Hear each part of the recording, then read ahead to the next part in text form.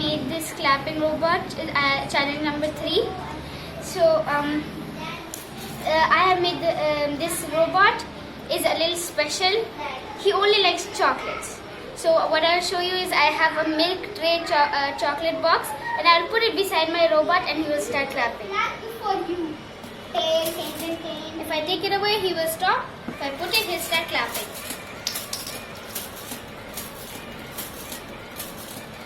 So let me show you how I made this. So what I have is a power blocks, and a distant block, and a driver block. The driver block is attached to the motor, which is on the other side of the box, and it has a stick attached to it which turns round and round, and the hand claps. So if I put something in front of the distance sensor, it will start clapping, but if I stop, it will stop.